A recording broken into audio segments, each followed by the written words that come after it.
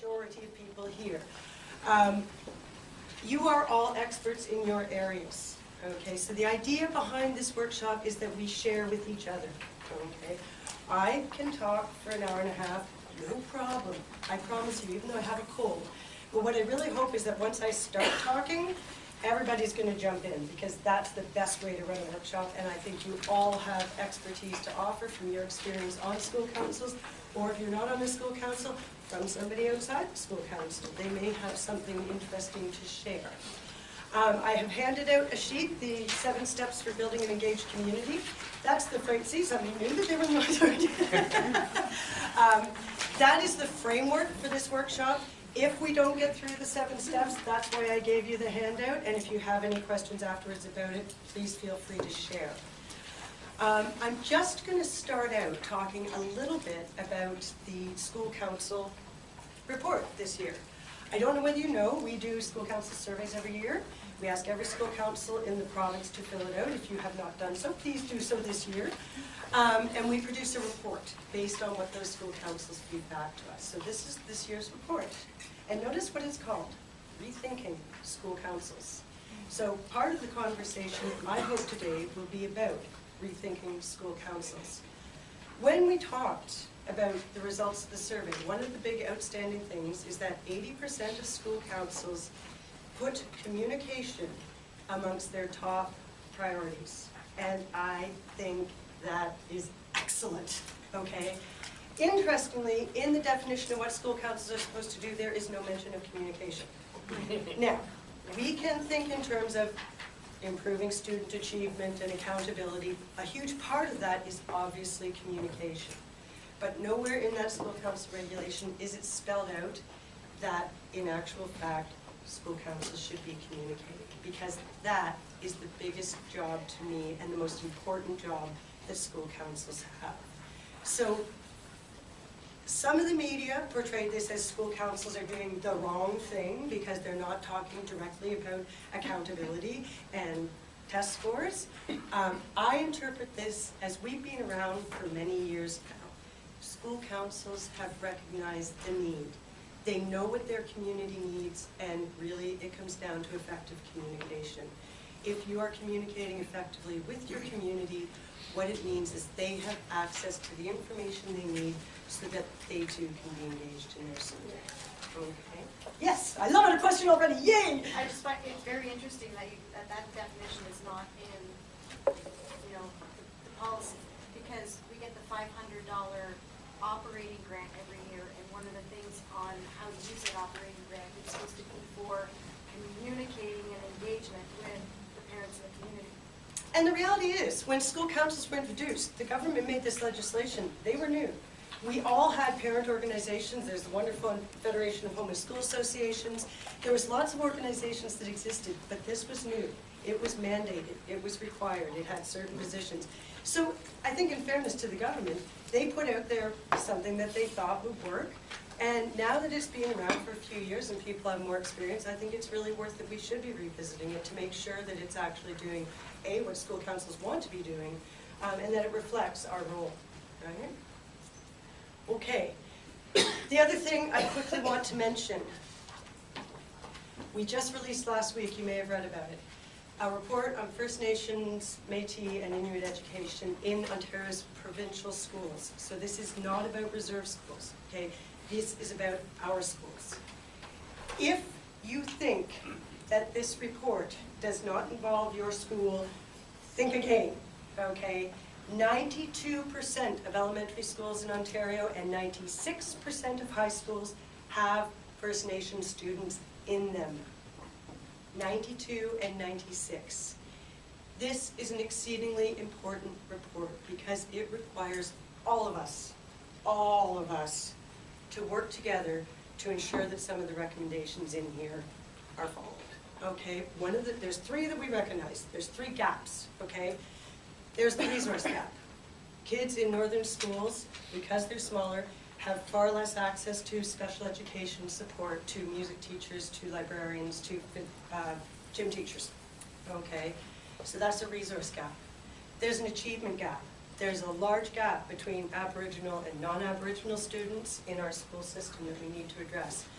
The big one for us, though, is the knowledge gap. Okay, you're going to hear a lot more about this afternoon. We need to know more about our First Nations cultures, history, perspectives on what's going on in today's world. So, I'm hoping that you will all take a chance to, if you don't have time to read it, I'm going to send out as part of this workshop a 7-minute interview that Annie did on CBC, which captures exactly what we need to do. If all parents don't stand up and say, we want our kids to learn this stuff, it will not happen. So there's my lecture for the day. But I'm passionate about this issue, so I really hope that people follow through. Yes? Could you also send a link to the document? Yep, and it's right on the main page of our website. There's big flashy pictures that go through, and one of them's there. So I'm so glad that you published this report, because in our school we have 3 Aboriginal families. And last year I took the initiative to meet with the grandmother of one of the families who runs Scanada Interpretation Centre outside of London. And she said that her grandsons have actually been failed in social studies because they are from the Chippewa culture and have lessons in the language and the culture, and they answer tests at school according to their knowledge of the culture, and the teacher fails them because it doesn't match the Ontario curriculum. And there is legislation, right? There is an Aboriginal education policy. You'll read in this report that the Auditor General has looked at it and they're not meeting the expectations of the Aboriginal education policy. So there's a lot of work to do. But the thing is, we need to be backing it, right? If we just keep thinking, oh, it's not our problem. We also surveyed principals. One of the things that influenced us to do this report was the number of principals. And we asked them about what kind of Aboriginal education programs they offer in their schools. Sadly, a number of principals wrote back, oh, it's not an issue in our school, we don't have any of those students, right? We all need to know about it, we really do. Anyway, I'm stealing the thunder of the panel this afternoon. That's why we insisted that the panel actually, that everyone be there for it, because it's so important that you hear this.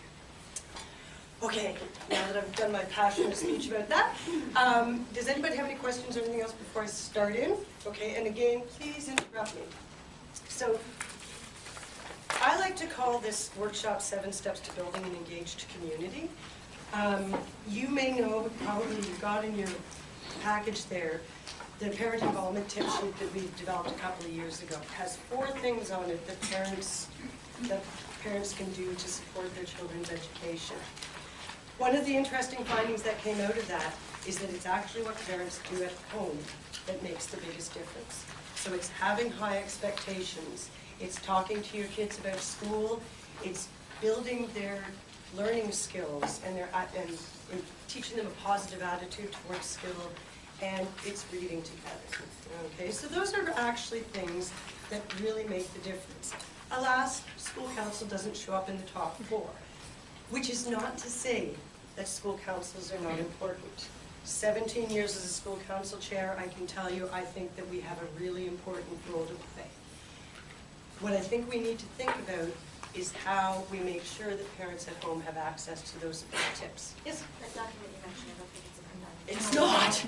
Oh, okay. It's also on our website. I will make sure to send a link to that too, I promise. It's called Parent Involvement That Makes a Difference. It was a big research project we did a couple of years ago. We not only have the research, so if you're a geek, if you're an edu geek, you can read about the actual backup research. We developed 3 tip sheets out of it. 1 for parents, 1 for teachers on how they can support parents, and 1 for principals on how they can support teachers and parents in this. Yes? Can you say that again, parent involvement, what is it on that? Parent involvement that makes a difference. Okay. And while you're there, join the online community. That's a good idea too. So when I talk to school councils about engaging the community, the first question that I always ask, I want those of you who are on school councils or who have ever attended a school council meeting to think back to the first time that you walked through that door. And if people who were here last year know what's coming. What did you feel when you walked through that door? Did you have a sense of, well, I'm supposed to participate in this? It was a bit cliquey. Why does everybody know everybody and I don't know what's going on? Did anybody experience that? Hands up? It's still an experience. It's still an experience. Okay, that is a problem, okay? I used to be a lawyer. I'm okay now. But I'm not exactly a shrinking violet. My first school council meeting was exactly that. I walked in, there was a group of people who all seemed to be very engaged and chatting with each other, and they seemed like really nice people, but I didn't know any of them. And I didn't know how to make myself a part of that group. The only way that it came through for me was the wonderful education assistant who sat on the school council, who saw me standing at the door going, and came over and said, oh, you know, come on in, and she introduced me to everyone. She took my hand and walked me through it. Had she not done that, I never would have gone back to another one of those meetings. So, the first point that I always talk about when it comes to building an engaged community is you have to want it, okay? If your school council feels like that clique to that first parent who walks in for the first time bravely, you need to address that. You need to make sure that somebody's there to welcome them, to make sure that they understand what the role is. You need to start every meeting with introductions. All of those things to make sure that the new parent who walks in doesn't go, this is a bit of a clique, isn't it? So what are some of the advantages to having an engaged community? Jeff? One of the ways you can help those new parents coming in is to partner them with an existing council member, and then you build the relationship that way. The second thing you do is provide them with a sheet of all the acronyms that everybody has, so they don't feel lost in the very first conversation. We also need one for special education parents because there's serious numbers of acronyms in that area. Really good point. Other things that you can do to help build your engaged communities? I think you can have introductions. What we do is introductions. Yep. To the table and how many kids you have at school and their age groups. You always start off that. And we do that every meeting in our school because, well, first of all, there's people like me who forget names, but it also means that anybody who's around the table doesn't feel that they're being honed out. Oh, you're new. What's your name? So over here and then over here. Somebody had a question over here? Okay. So I can't see name tags. Oh, where are you going? I just wanted to say that it can be such a clique that at our last parent council meeting, there was a new parent who arrived who was not only new to council but new to Canada and our community that had to introduce herself at the very end of the meeting. It was almost like she was invisible. Nobody even really noticed that she was there. And as we were leaving, she said, oh, can I introduce myself? I was like embarrassed beyond belief that that could happen. My son's last year in elementary school, this is exactly what happened. I was no longer the school council chair that year. And the school council chair started the first meeting with, okay, so can we approve the agenda from, or approve the minutes from last June's meeting? And I looked down the table and there was a parent who was clearly brand new and I said, do you even know what a school council is? She had not a clue, right? So the wonderful chair then stopped and explained how people can vote, how people can get involved. Really important to do that. That was my experience. My first school council meeting, nobody talked to me except the principal, thankfully. Said, hey Martha, come on in. And then 2 minutes later, I was the chair. That's the way it always goes. The talks you guys did at the council board when you made the suggestion of introductions at every meeting, because I felt like that when I sat at these meetings. Like they all know each other and they know all the players in the school too, and so the meetings would be like, things would get done, oh, you know, oh, we'll ask so-and-so. Yeah. Who's so-and-so? So when I became chair, I at every meeting, and Yeah. same with Dick, every single meeting we introduce ourselves. As an organization, we used to joke about the education system being a series of secret handshakes, and we're going to let all the parents in the world know what those secret handshakes are. And that's exactly what you should be doing as school councils, right? Making sure parents know the secret handshakes. Yes? So we actually start our new, like, in our, send out the information for the meeting, we'll actually say that 10 minutes earlier for a coffee, whatever, and a networking type thing. Even with sweet treats. Yeah, and then Always do the works. introductions as well, but usually like the newcomers tend to come earlier because they wanna see, so it's a great way to actually say, oh, you're new to the meeting, and then they're not like, displayed in front of everybody else, so. Great idea. I also, after the meeting, I follow up with an email just to make sure that they're going to come again, or what they were interested in, or what they'd like to learn more about from the group, so. Excellent. I'm new to the council, and my very first experience was really welcoming, and Yay! it was surprisingly welcoming. And then I felt that because of that kind of welcoming attitude, I was more inclined to come back and I was also like, I lived in the community, grew up in the community, and because of the parent council, people I would walk by on the street for years, I was starting to engage with more because they were members of the council as well. So I think with that welcome attitude, you kind of you communicate more effectively.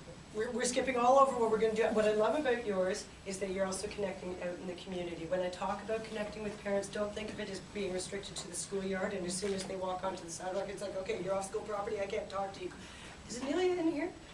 I've talked a lot about Amelia. She's amazing because she's actually a parent involvement committee chair, and she talks about how she talks to parents in the grocery store, at the beach, when she's out jogging. Those are the opportunities, right? Not all parents come into the school. So think outside the box when you're trying to connect with parents. Find another place to do it. Okay, Jeff, I'm going to come back to you. I'm going to go over here. Hi, this is the first year I was joining my parent council, and my hesitation prior to passing because I thought the focus was fundamentally fundraising. And then I came across the article in the newspaper about how fundraising is not supposed to be the primary role of student council, parent council. So when I introduced myself, I made that clear that my interest was not fundraising. So it was a fundamental misunderstanding of what parent councils do that prevented me from participating because I primarily saw the role in our school as fundraising. Yeah.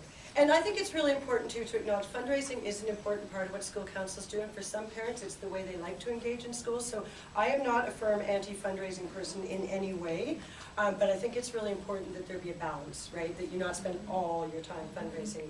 Yes, yellow shirt's right behind you. It might be helpful if there were a mission statement that went out to parents, telling them what a parent council is, what a school council is, and what they do.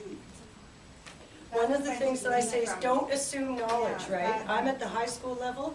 When I go around to sign parents up, one of the parents responded, "You mean they still have these things at high school?" And I said, "Why, yes they do," right? So you can't assume that parents even know the school council exists. Wow, this is great, we're never going to get beyond council. How do you get parents from high schools involved? A lot of work. Because I've been trying for 4 years now. Yeah. I showed up to my first high school council meeting in grade 9. It was brilliant because I had the principal. This is a very engaged, the staff is incredible at this high school. So there was the principal, the 2 vice principals, 3 teachers, and an ed assistant, and me. So we're standing around chatting, and then, yay, one more parent walked in. So the principal said, you know, I've been really struggling to get this school council going over the last couple of years. And so me being me, by this point I'm a school council senior veteran. I said, well, it looks like you got your school council chairs anyway. And the poor woman who had walked into the room looked at me and she goes, I just moved here from Nova Scotia. I just can't find out what's going on and what a school council is. And I said, oh, you can learn as you go, I promise you. And she did, brave girl that she is, I love her to death.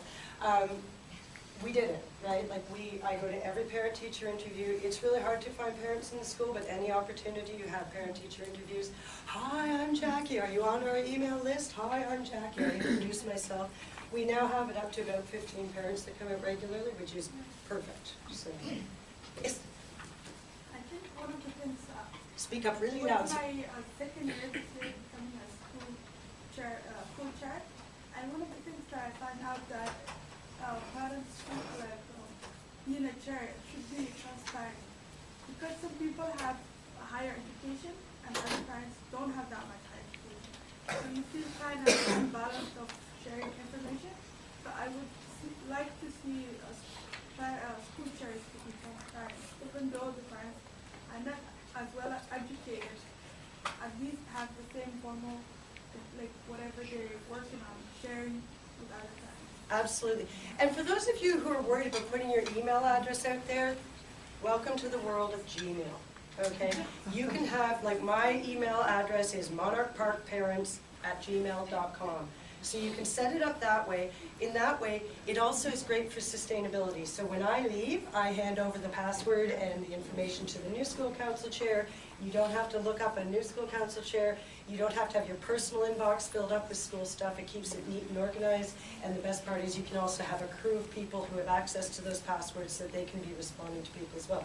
Yes? And then just on email, we actually got one through the board. It's SAC at TDS, Weston SAC at TDSB. as long as people check them. Sometimes people are not good. If Well, you we do had it- have a board account, advertise it and make sure you check it. Because we send out Well, to we those did- board we accounts, had we that- often get back, this is not being started yet, so. Well, we had the email then forwarded to our personal one, so we get it directly. Oh, that's great. So- That's a really good system.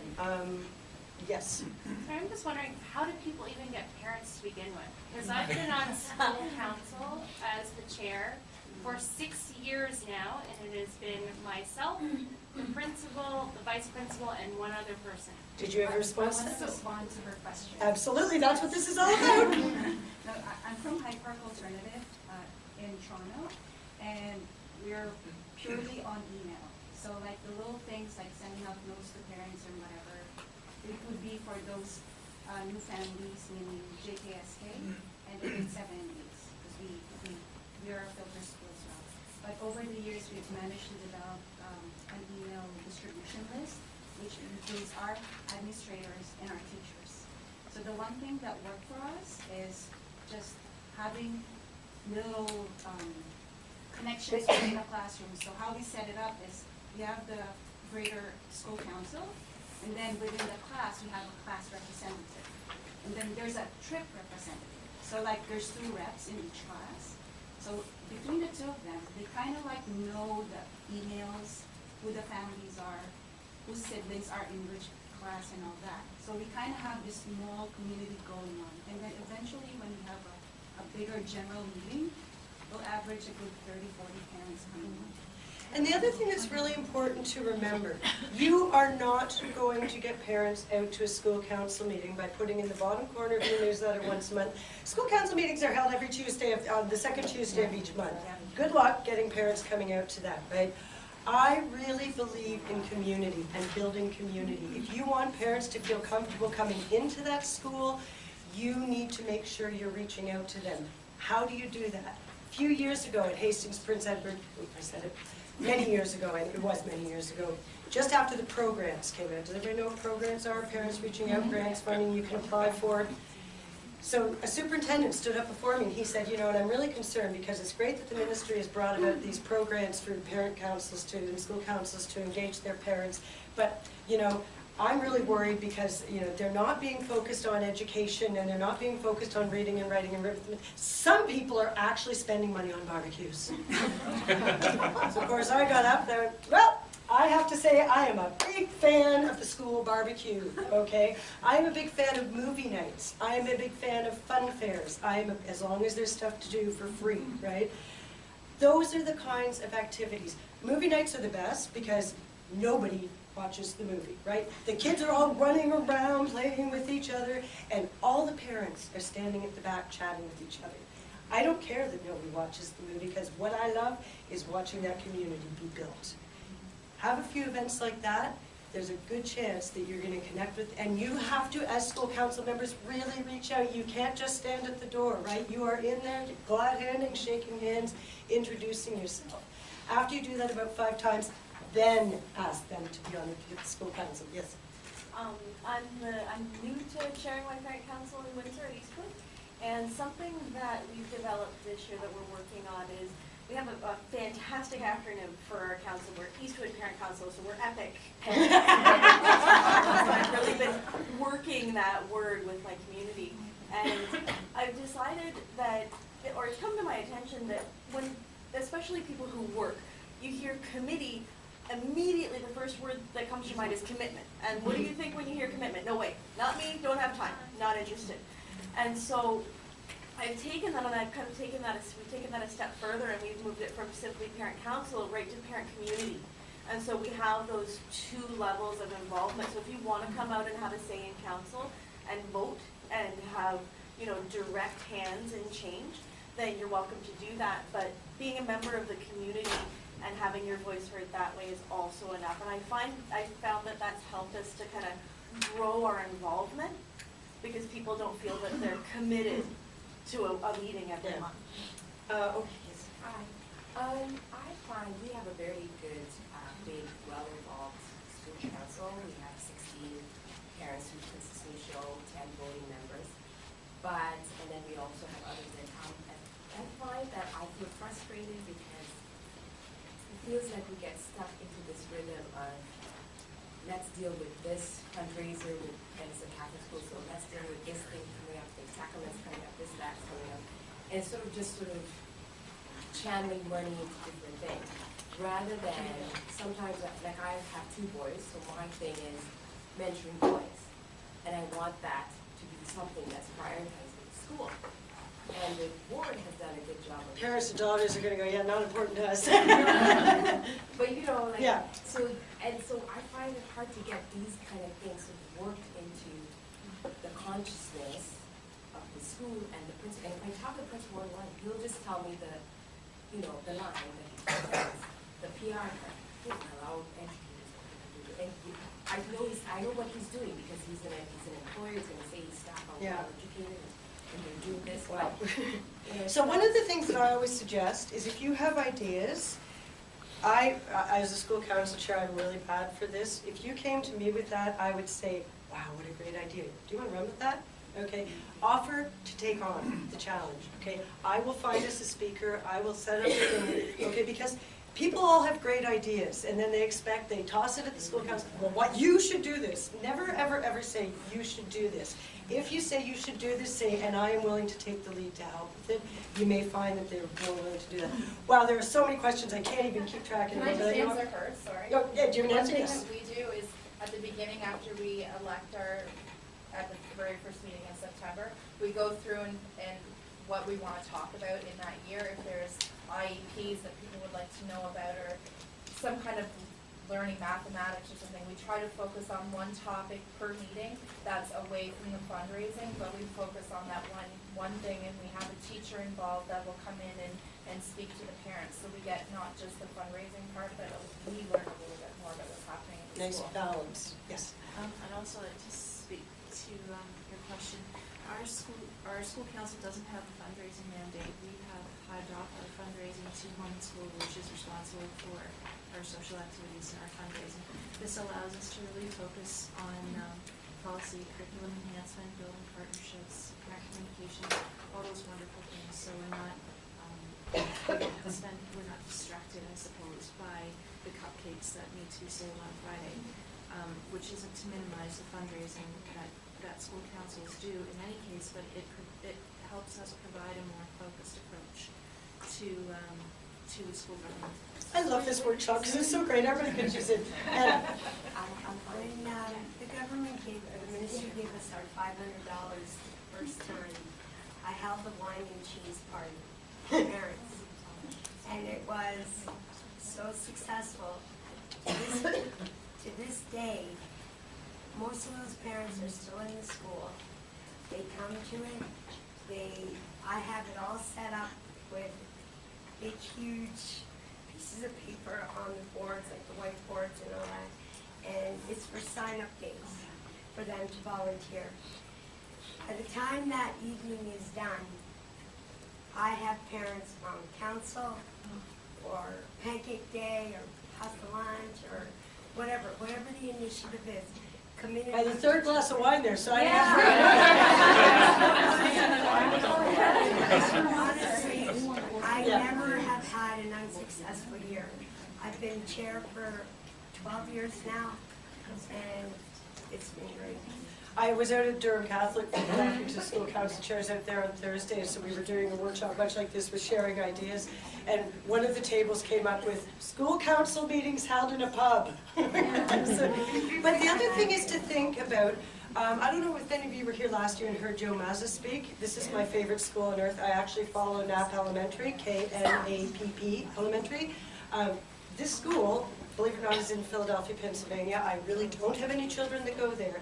They are so effective at communicating out what they do that is a school that I love to follow. One of the things that they do is take the school council meeting outside the school. So they held it in a local mosque one time. They've held it in other community centers. The other thing they do is it's also available online. So there's all sorts of webinar sites or whatever. They have a site set up so that you can sit at home in your pajamas, you can listen in to what's going on at the school council meeting, and if you have thoughts to share, you can type it in and it shows up on the page, right? We do webinars, People for Education. It's a super cheap program. It's really easy to do. think about trying it. Technology is the way to go these days, we can't avoid it.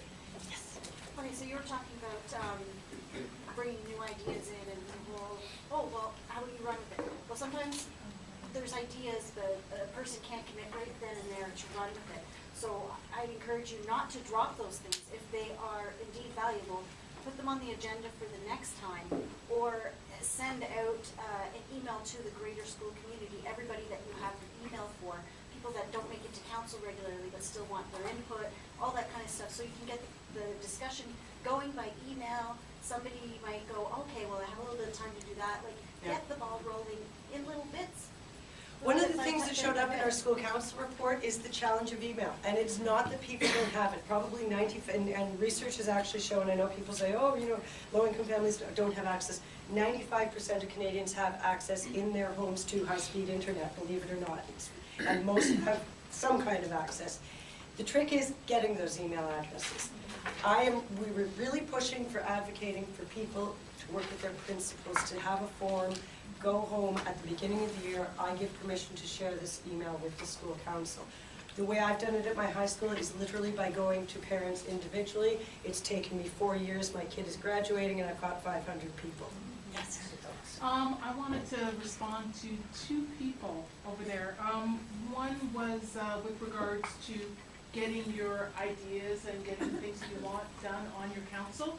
At the beginning of the year, try getting them to put together a priority list and say, these are what we want to accomplish this year, and then set the tasks and the times. The other one was actually getting your parents together to actually have a school council. This year, the first meeting this year, I was the only parent at the school council meeting. Hence, you know, here I am, the chair. It's amazing how that happens, isn't it? Yeah, but I do have ideas and things that need to get done, so it was up to me to actually come up with how am I going to get more parents in these seats. So I went and I put together a brochure that actually talks about school council and what it does and the benefits for parents. And at parent night, I mean, everything where I know that parents are there, all right, I'm introducing myself and I'm handing out these brochures. Notice how it's all coming back to communication, right? It It's is. all, have you heard all of these recommendations? It really is about effective communication. Up at the back there, you had your own waving. We realized really early on that there's a certain intimidation factor when it comes to taking responsibility and choosing commitment and the hierarchy of what happens in school council meetings. So from the very beginning, we're a pretty new alternative school in the TSD. We decided to run our meetings more or less by consensus when possible.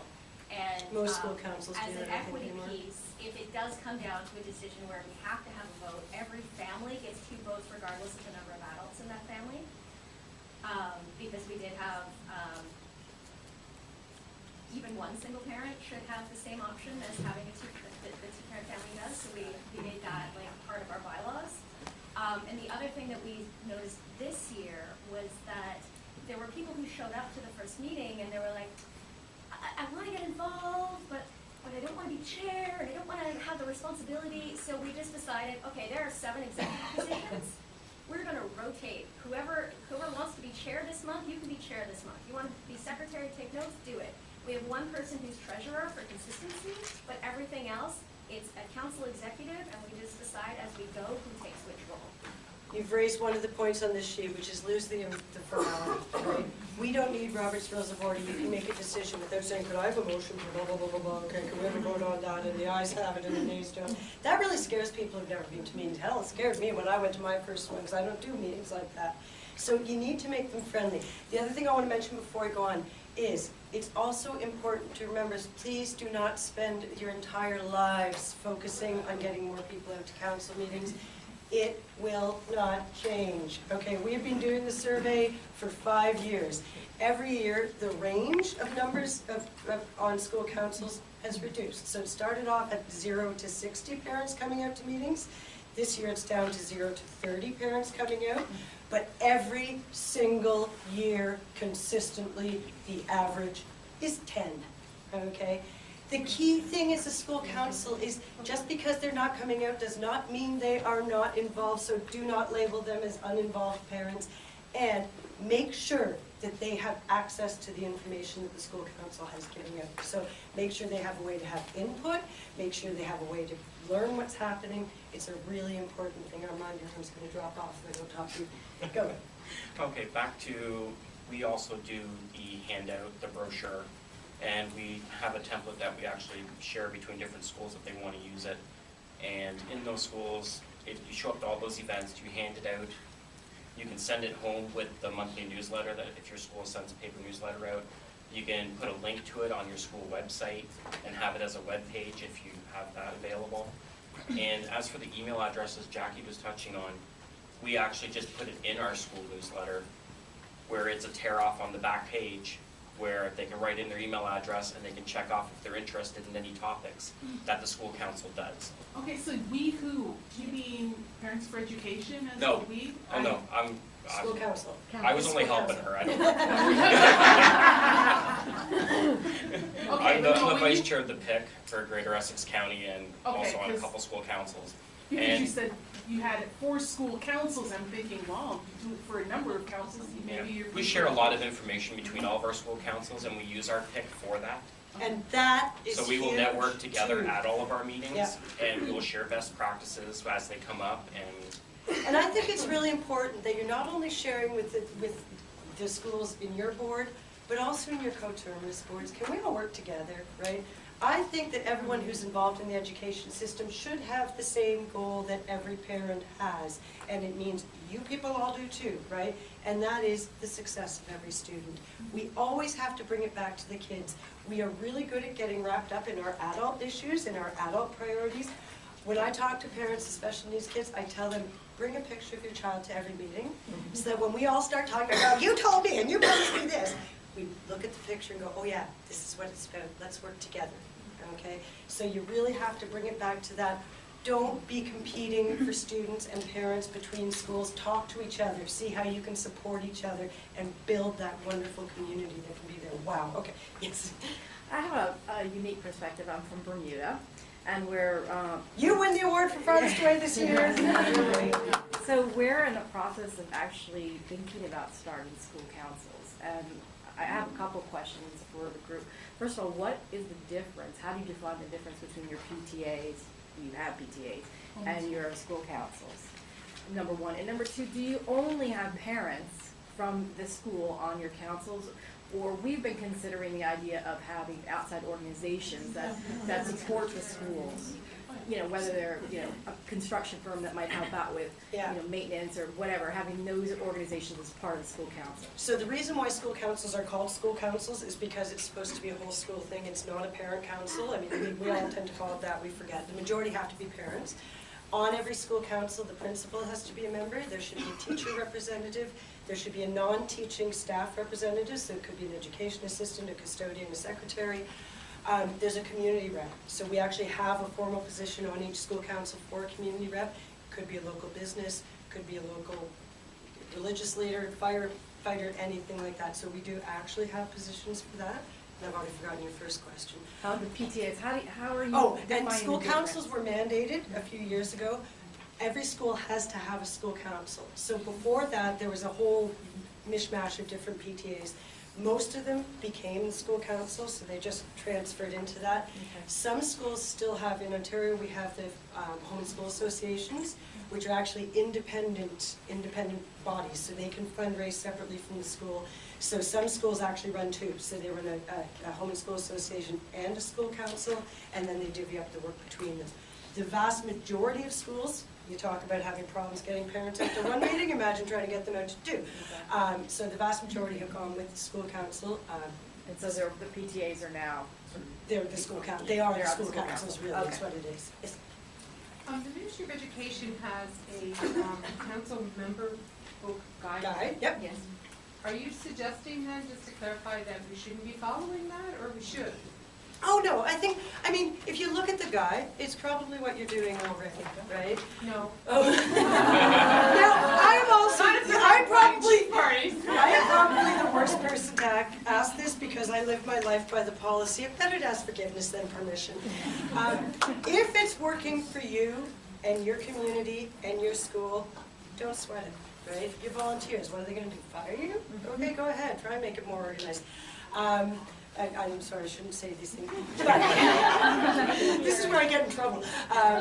But I really think as a volunteer organization, we need to have the flexibility within our school councils to meet the needs of the community that our school is in, right? So I think the guidelines are a great resource if you're a new school council, if you're not sure, you can look at it, or if you're facing challenges, right? There are school councils out there that are rife with politics, right? If you have a school council that is rife with politics, where you've got a group of parents over here and you've got a group of parents over here, you're gonna have to be more formal. You will have to follow the regulations. Most school councils have a constitution, they have to follow that constitution. If not, they have to go back to the school council regulations, which will govern them. So. I just find we don't accomplish anything. Right? Like, I just. They don't come, nothing gets done. Yeah, they just, you know, it's like, it's almost like that's their only night out for coffee or something, right? Nobody wants to accomplish. But you know what, and again, And I'm gonna be the devil's advocate here. If any kid always jokes about, actually, the best part about a school council is it's where you catch up with all the gossip, right? And that's okay, because you're building community, right? Yeah, but you want to accomplish for the students, right? Yeah. You don't want to. But not every meeting has to be. So if you start off that way, get them talking, get them having coffee. Okay, you guys, what are we gonna do about X, Y, Z? So you sort of lead them gently that way. No, I'm actually, sorry, I'm not going to. Over here, back at that Martha birthday girl. Just sort of addressing the getting more people out, and maybe this might kind of help as well. And the thought of what does the school council do? I've taken a page from our board's book, and I actually sent a highlights from the council meeting, and this is what we talked about, so people can see, hey, they're actually not, you know, talking about just fundraising, or, you know, they're, this is something I'm interested in, and so maybe more people might come out, but then also addressing we got 10 people, there's not more people coming out, so then at least everyone knows what's going on. And then when you're distilling it down to what did we actually talk about, maybe that could help you focus on, you know, hey guys, actually we didn't talk about anything. And if you're having a challenge with your school, if you're not the chair and you feel that you're not getting things accomplished, I don't think it's right to corner the chair at a meeting. I think this meeting is useless, it doesn't make them feel very welcome or comfortable, and they are a volunteer. But it may be worth following up with them. You know, I've been on the school council for 3 months, and what I'd really like to see us talking about is X, Y, Z. Is there a way we can get that focus? If you are the chair, then your job is to make sure that people are actually talking about what they're interested in. So you have to make sure that they address it. Sheila, and then we'll go back to you. I have 26 parent councils in my ward, and I have a problem. And it is to do with the rules. And you're supposed to elect in September. And I think that's all well and good, except what happens between the end of June and when you finally get your meeting going in September. And I'm wondering how other people deal with it. What I've said is, so elect one co-chair in June and elect the other one in September. This is where I go, better ask forgiveness than permission. Yeah, exactly. How many people actually run their elections in September? Surprisingly, they do. Okay, just because it's the rules. Yeah, well, elections are also, it's like elections will do that in quotes. But I think that's another thing. We did the same thing. We used to do it in June. And if people go, well, wait a minute, what about the kindergarten parents? Yeah, and in June, they get a chance. And they're not exactly lining up at the door. They can still be on council. Well, then the communication between them just in the summer. At our school, we always have the first meeting within the 30 days because you have to. Our election actually happens at the next meeting to give people time, so we break the rules too. Right at the back there. Sorry, I just wanted to talk about, you know, involvement. I'm at a smaller school, there's only about 280 students, you know, K to 6. And we have 10 families on council, and then but there's so many parents who want to help out on all the nights. We do movie nights, dance nights, all that stuff. So what we've started doing is as we pick a night that's been approached, I actually go to all the parents I know who want to help, and I just sort of put them on the spot. Can I put you down for refreshments? And everybody says yes. So our dance party this year, people who don't go to council meetings, at least 10 people volunteered. Giving them something specific to do. It's really hard to go up and go, I'd really like to help out. Oh, okay, that's great. You need something specific. If you can go up to people and say, you know, I think you'd be great on the barbecue at the fun fair this year, would you mind? 90% of the time they'll say yes, because they know what they're getting involved in, right? I actually wanted to share a program that I've come across that I'm launching in my school actually this week. We do parent breakfast every month, every other month, to kind of try and drive engagement and communication. But I came across a program called Free for Me. And the basic idea of this program is you're asking parents to commit 3 hours of their time between September and June. Okay? And so what I'm hoping that's going to do is drive engagement for those parents so that there's some accountability, but there's also some reward, because who doesn't like to be rewarded and recognized for what work they do, even if it's only 3 hours. I mean, you get 10 parents offering you 3 hours of their time for the year, that's 30 hours. You get 100 parents, that's 3,000 hours, that's huge. Thanking is huge, right? People feel really loved when you thank them, and if they're giving up their time, make sure you do thank them. Okay, I'm Megan, I'm new to being chair, and I'm new to the school because my son is in Jacqui. But my question is, like, I read the lady who mentioned the outline of how to be a chair, and it tells you the way to word things and that. But before we get too ahead of cliquey-ish, I feel cliquey-ish. These parents have been here forever. They knew the other chairs that have been there for a few years. They're all friends. I find it, if I'm talking, they'll start talking before I'm done. If I even, like, I try to do change really gradually. People hate change. And so just a little bit so they barely even notice it, and still it's, yeah. And I just find that as a chair, I'm having trouble with that. Like, I can't get control of the room. Like, they all know each other, Yeah. and if I'm saying something. Do you have one of those people that's semi on side with you? Well, we voted, and so I got the position probably because nobody else wants to do it. But the thing is and in that case, I think as the chair, you have to be really brave, right? And you have to interrupt them and say, I'm sorry, you guys, I'm actually the chair, and I want you guys to support me, and I want to support you, and in a very, try and frame it in a positive way, but say, let's figure out how we can work together, and I know I'm new here, so I'm really counting on you to come through and help me out. Is it stupid to ring a bell or something? No. Have you noticed this room? We're a rather unruly bunch, so bell ringing is fine, whatever works. Now, we're down to about 3 minutes, people, just What about your principal? Well, the principal's sometimes there, but the meetings that we do without him, they're all yelling at each other. They're not supposed to. Right now. Yeah. And so I don't know how to bring it back to using our inside voices and wait for Inside voices. Yeah. Okay. And my co-chair. It almost worked. I have a co-chair, but he doesn't show up at anything, volunteers for nothing, he does nothing, but then he shows up to meetings, barking orders like he's been there.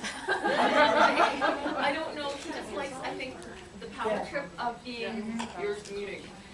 Okay, so you may also, at this point, the principal is also there to help, right? And they are supposed to be fairly neutral. So you may need to set up a meeting with your executive and the principal, separate from the school council. Like this lady said, like, you're the diplomatic, political answers of everything will be fine if we take a deep breath. But you need to work through it. I'm sorry, I know we have so many questions, but we've only literally got 3 minutes left. So please, yes, get the bell. And if other people have suggestions and you see somebody who you wanted to talk to, please connect. Okay, who's got the most important question? Okay, 1, 2, 3. Okay. 4. When the council has the policy discussion, so when the Principals cannot veto, okay? The school council is an advisory body, okay? And I think this is really important because we all know that school councils don't necessarily reflect the parents of the school, okay? We also know that parents have very diverse opinions. So it is important that advisory capacity stay advisory. I actually don't want school councils running schools. It would scare the bejesus out of me if school councils were running schools. I'm gonna be honest, right? But, so the school council can give advice on anything. You can go to the principal and say, we're recommending this year that we not teach math at all. We've decided to value over math. Obviously, the principal has to say no to that. They also have to provide an explanation. So you can advise your principal on anything, and they will respond to it. Their answer may be no, but they need to explain it. Most principals, if it's something that they can do and it's supportive of education and it's inclusive and meets all of the requirements, are more than happy to agree with those suggestions. So you need to find, but principals actually don't have a vote on council. Even though they have to be there for a meeting to be formal, they don't have a vote.